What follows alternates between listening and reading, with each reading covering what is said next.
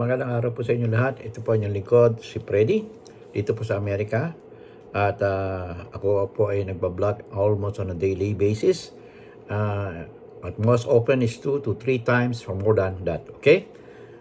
Sino po ba ako? Ako po ay isang dating system engineer, support engineer ng PLDT Bacolod. At the same time, I also a competent Toastmaster International there in Bacolod City, and also U.S. educated here in the city of Chicago, where I studied there in Truman Community College for 2 years. Okay, and kasi nag-start ako from PLDT diretso rito sa Amerika, and it was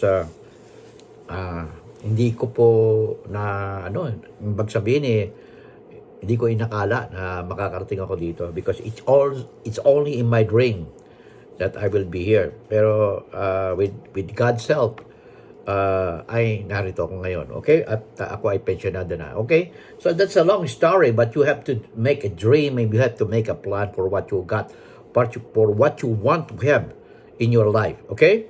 Now, ang aking tatalakayan ay, bago ako simulan nito, ay please subscribe to my channel by just pressing the red button below, and give me a big likes. At the same time, make my comment whether in English or in Filipino. Okay? Okay. Ngayon, ibibigay ko po yung portion na ito si Maharlika ay inahamon na naman niya ang ating Pangulo Bongbong Marcos Jr. ng live polvoron test challenge, no? Sinasabi niya, at sinabi niya si Marcos Jr. at bangag administration. Hindi na ako pwedeng sabihin niya to Hindi niya pwede sabihin kasi napatunayan na yan. At ito ay kay Senator Bato de la Rosa Senate hearing na yung mga official at doctors of St. Luke's Hospital nag-testify sa result ng urine test ni dating Senador Ferdinand Marcos Jr. during 2012 pa. Pinatunayan ito ng mga doktor. At kino-contest nila, ewan ko, kay Senator Bato, kasi short daw yung 2 minutes 2 minutes and something or 2.5 seconds or whatever. Sabi na bakit napakadali daw. Ito ay pinalanig po ito ng mga doktor at ng mga laboratories head ng St. Luke's Hospital. Whether it is 2 minutes or 5 minutes, it will not change the test. Kaya mabilis ang proseso. At dito naman ho sa Amerika, itong ginawa ni Maharlika, na umihi din siya sa kanyang blog at pinakita niya. For what for? I-challenge mo ang ating Pangulo samantalang ito ay napatunayan na at dokumentado. You are part of the trying to destabilize the government of the Philippines. Hindi ka nakatutulong sa gobyerno ng Pilipinas. Kasi ngayon, ang Pilipinas ay isa sa mainit sa ekonomiya. Napaka-progresibo natin. At ngayon, ang ating Pangulo ay marami nang ibinibigay sa mga Pilipino. Ngayon lang natin nararamdaman ang economy. Sinasabi niyo mataas ang bilihin. Siyempre, of course, mataas. Standard of living is getting higher because of the economy. Kasi nung araw, ay wala pang mga train nung araw, di ba? Wala pang mga iPhone 15. Wala pang iPhone 14. Wala pa yung mga ganyan So, why are you comparing to those things? Okay? In order for you to grow with the economy, you have to work hard. You need to study continuously. Kasi ngayon iPhone 14 or iPhone 15, this year will be iPhone 16 or 17. Am I right? At yung ating tinatawag na Wi-Fi, ang speed ay magiging ngayon is 5G, baka mamayang konti ay 6G or 7G at the speed of sound. Okay? Ngayon, ito man yun, nakakapag-ano tayo na we can coordinate because of this high technology. But if you are comparing to years ago, wala tayong ganito. Wala tayong email. Wala tayong Wi-Fi. Wala tayong, hindi tayo makapag-research. Now we can do it. Okay?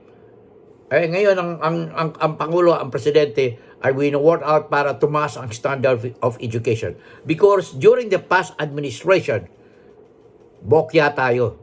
In fact, according to PISA, P-I-S-A, we are number 77 out of 80 countries. Yan po ang rated na PISA sa atin when it comes to quality of education. And the President is doing its best na mapantayan ang standard of education dito sa Amerika.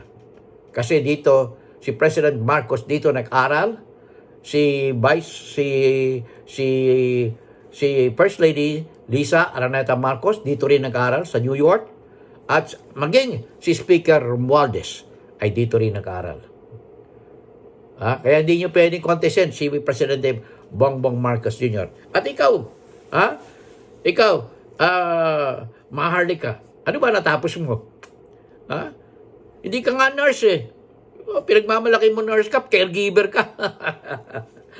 Ay nako. Okay, ito pakinggan natin to. Pakinggan natin to. Ito po si Maharlika.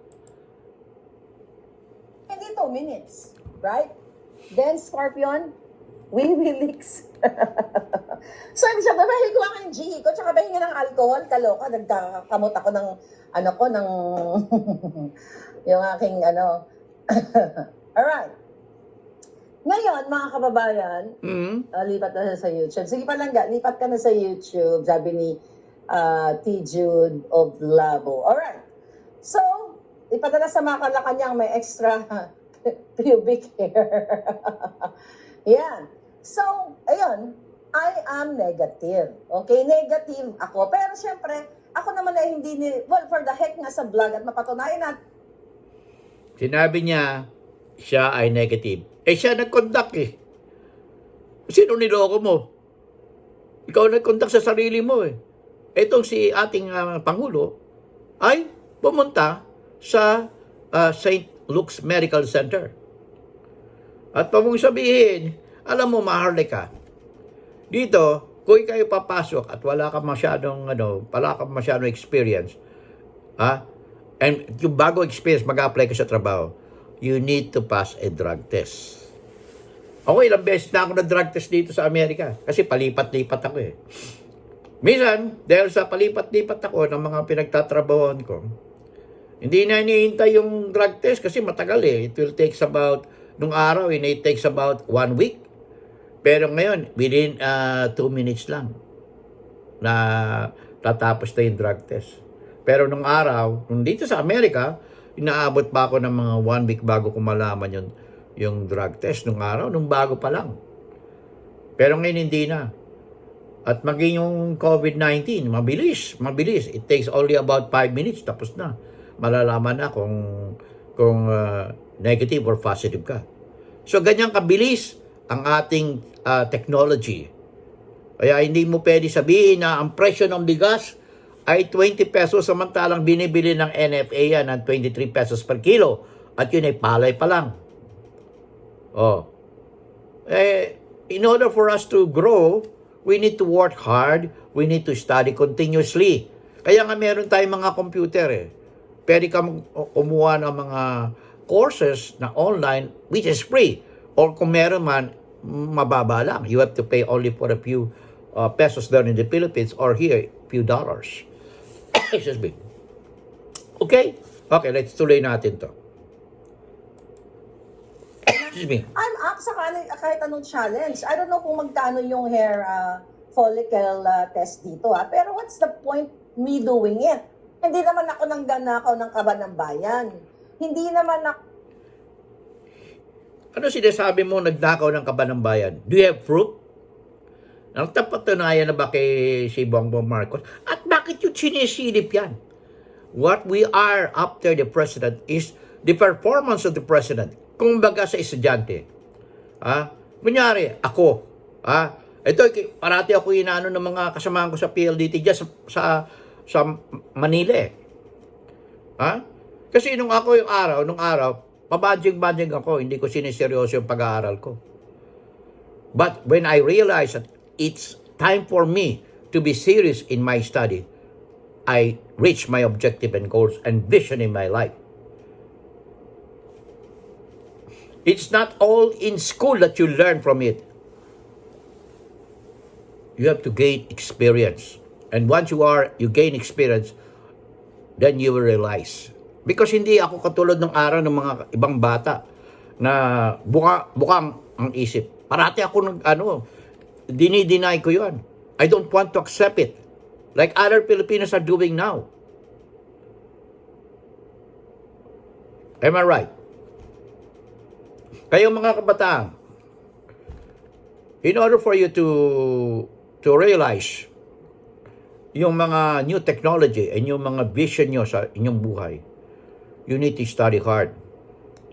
At para magkaroon kayo ng experience, you need to have an experience in order for you to realize what education will do for you. Just imagine yung mga college graduate yan, hindi maka-English. Look at Senator Bato. PMA graduate pa yan. Kita mo, bobo sa English. Si Senator Robin Padilla, the same thing. The same thing. Sino pa? Oh. Kaya, pag nagsasalita ang ating presidente ng English, galit na galit ka. Ikaw, ex-president, Rodrigo Roa Duterte. You are using only legal terminology. But when it comes to speaking in a normal way, you cannot. You use Bisaya. At galit na galit ka. Why are you so mad when the president is giving a lot of speeches in English? Because the president is doing that because many of our students there are English proficient now. Hindi katulad nung araw. Nung araw, mas magagaling pa kami kaysa ngayon eh. Oh. When you make a research, it is always in English. Ikaw, Rodrigo Roa Duterte, anong gusto mo? Mandarin?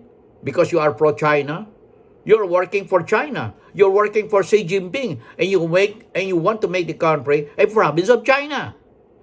Am I right, guys, in Filipino? Okay, tuloy natin to si Marika na isa sa mga ito si Marika are trying to lure you to be a pro-China. Ito po, okay? Ito po ay taksel sa bayan. Bagamat US citizen to, pero huwag kayong makikinig sa kanya. Huwag kayong makinig kay Marika. Ilang beses na napatunayan siya ay liar, katulad ni Jonathan Morales ng ex-PDEA agent. Okay, tuloy po natin. Ng Dodorobo. Hindi naman ako ang pasimuno ng gustong isalang ang Pilipino sa pakikipag-bang sa China. Hindi. Kita nyo? Inaano na tayo ng China, pinagtatanggol pa niya ang China. Ganyan si Rodrigo Roa Duterte. Dahil iisa lang sila. Ang Amerika, through President Joe Biden, is making full support and other countries of the world against China because ang ginagawa natin just sa West Philippine Sea, it is ours. Atin ito ang West Philippine Sea. And China is trying to occupy it. Yung mga isla, yung mga tawag nito, yung mga shoal natin, inaangkin nila because merong langis doon at maraming isda. Ano gagawin sa mga Pilipino dyan? Magugutom. Pag pinabayaan natin to. And we're not fighting them like other countries are doing. We have so many means to do against China if they are trying to harass us. Number one, boycott China. Number two, with other countries, trade embargo. Okay? Kasi no man is an island, guys. No man is an island. Hindi makakapalag ang China mangyari ito kasi meron silang 1.6 billion people population. How can they feed those people? Okay? Kung sila lang, China, Russia, North Korea, and Iran. Do you think they can survive? No man is an island. For whatever ideology you got, you cannot exist with your neighboring countries against you. Okay? Yan lang po At kailangan talaga tayo dyan sa Pilipinas ay mag-aral. Nakita ko po ang diferensya dyan. Kukunti lang yung mga nag-aral lang mo sa mga exclusive school. Sino po makaka-afford nun? Now the government is doing everything. Ang PhilHealth po ngayon, under Marcos administration, may sobrang pera na. But during the Duterte administration, walang pera at puro illegal ang kontrata nila. Okay? Ngayon, ang PhilHealth isosoli yung subsidy na binibigay ng gobyerno sa kanila. Dahil hindi nila nagastos. At hindi nila alam kung paano gagastos. Kaya sinosoli na nila sa Bureau of Treasury. And it's being discussed right now in a Senate hearing. Pero natutuwa ang mga member ng committee hearing just sa Pilipinas. Because, PhilHealth, from a dying agency of the government, now emerging. Congratulations, the new Secretary of PhilHealth. Kaya maraming matutulungan nating PhilHealth, and soon, as the economy grows, na ayaw nito ni si Maharlika na umangat ang ating ekonomiya, matutulungan niya ang magkakaroon na tayo ng Medicare. Ang ginagawa nito ni President Bongbong Marcos is pattern after here in America. Magkakaroon tayo ng food stamp. Food stamp. Katulad namin dito, we are applying for food stamp. Yung mga maraming benefits na magagawa ang ating bayang Pilipinas if the economy, the system of government is patterned after here in America. Kaya very close si President Bongbong Marcos Jr. dito sa America right now. And in fact, so many bases of America are now there in the Philippines. Okay? Last part na. Huwag nating ubusin ang oras natin dito kay Maharlika. Sandali na lang po. Naman ako ang nagpapanalo sa loto. Just wait, sabi niya, just wait is 2 minutes, may get so 2 minutes, sabi niya.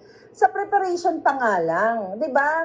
Kaya nga pag nag-drugate test ka, nagpulburon test ka, magsisimula doon sa collection, doon sa... Kita nyo? Wala siyang pinupuri, kundi paninira. Pinipilit kayong lasunin ang inyong kaisipan nitong si Maharlika. Hindi nga niya may paliwanag kanyang asawa. Merong medical findings, yung autopsy ng pagkamatay ng kanyang asawa na hindi pa niya may paliwanag hanggang ngayon. Ini-ignore niya, hindi niya mapaliwanag. Pero ang paninira sa ating gobyerno ay pinipilit pa rin niya. Napaya na, ilang beses nang napaya to si Maharlika. Asan yung video? Ngayon, nag-testify na sa Senate hearing ang St. Luke's Medical Center doctors and yung mga laboratory. Okay? So, I want you guys to pull out your support to Maharlika. Okay? Pull out your support to Maharlika. She is not worth for your support. Okay? Let's fight. Let's be united in support of President Bongbong Marcos Jr., who is doing a great job for the country. Okay? Okay, I'll see you in my next vlog. This is your host, Freddy. In God we trust. Never hold your peace. I'll see you in my next vlog.